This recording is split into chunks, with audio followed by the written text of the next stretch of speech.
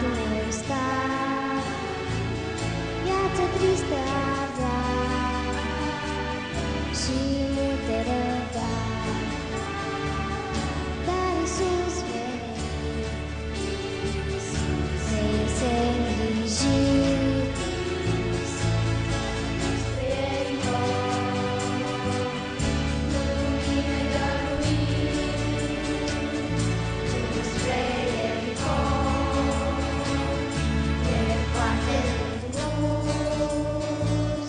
pot merge doar doi, doar tu și Iisus, necazul întoi, nu-i așa de greu, când ești cu Iisus, oricât ești de rău.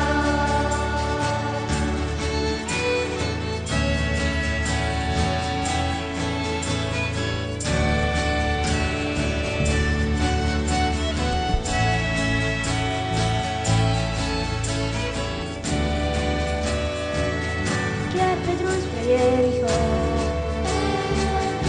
poate azi te găsești,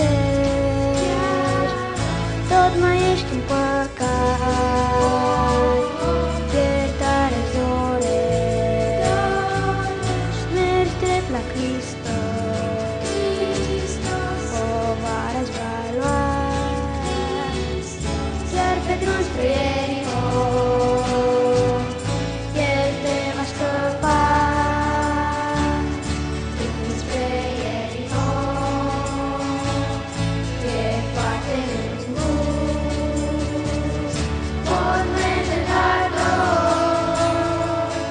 doar tu și Iisus, necazul îndoi, nu-i așa de greu, când ești cu Iisus, oricât ești de rău.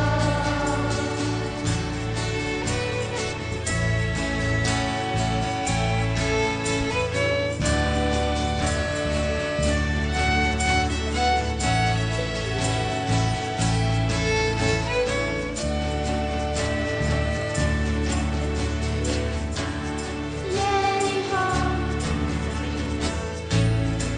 chiara mele,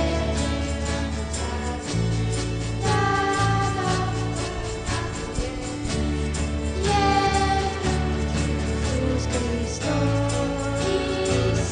chiar pe drum spre Ierihon, primește voios, drum spre Ierihon, e foarte îngus, pot merge doar doi, doar tu și Iisus, necazul îndoi, nu-i așa de greu, când ești cu Iisus, oricât ești de rău.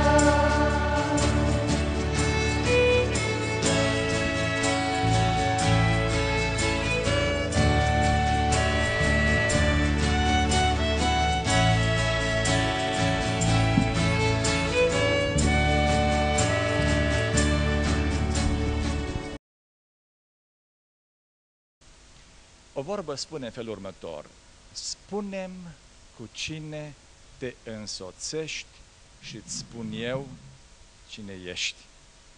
Cine își petrece viața între bețivi, nu o să ajungă un sfânt, te ajunge un bețiv. Dar cine își petrece viața între sfinți, are toate șansele să ajungă un sfânt. Mă uitam la copiii aceștia. Dacă vrei ca într-o zi copilul tău să laude pe Domnul când va fi adult, când are 5-6 ani, du-l la cineva să-l învețe un instrument. Ai multe șanse să faci din el un închinător înainte de Dumnezeu dacă îl înveți într-o biserică să închine Domnului. Și Doamne vorbește părinților să priceapă lucrurile acestea. Emanuel, mai cânt o cântare. Și apoi pregătim inimile și mințile pe care deja Duhul Sfânt prin cântare le-a pregătit, să vedem ce ne vorbește Dumnezeu sau cum ni se descoperă în Evrei, capitolul 10, prima parte.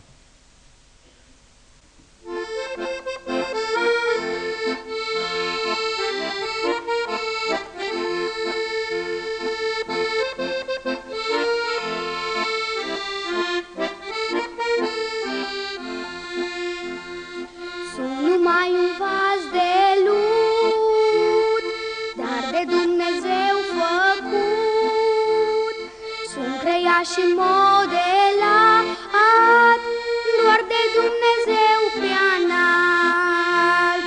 Toarnă-n mine un de lemnul cu balsam vindecător. Ia-mă pe aripile tale, Doamne, ca să-mi fie mai ușor. Sunt numai un trecător, aici jos un călător. Merg spre țintă, spre Liman, ca să ajung în Canaan. Toarnă-n mine un de lemnul cu balsam vindecător. Ia-mă pe aripile tale, Doamne, ca să-mi fie mai ușor. De multe ori sunt lovit, de frații mei sunt rănit, cu gurele mă vorbesc, că-și por chipul tău ceresc. Toarnă-n mine un de lemnul, toarnă-n mine un de lemnul cu balsam vindecător. Ia-mă pe aripile tale, Doamne, ca să-mi fie mai ușor.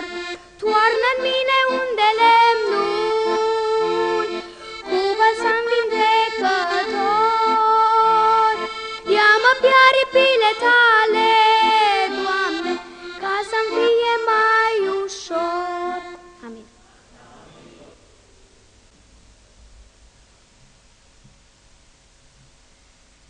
Se spune că în spatele oricărui bărbat mare este o femeie mare. Eu cred că în spatele oricărui om mare este un părinte mare. Mare în sensul că a văzut prin harul Domnului ceea ce a pus Dumnezeu în copil și îl încurajează să experimenteze ceea ce Dumnezeu a pus în copil. Dacă să vezi ce pune Domnul în copilul tău, trebuie să-ți faci timp pentru asta, să fii aproape de el.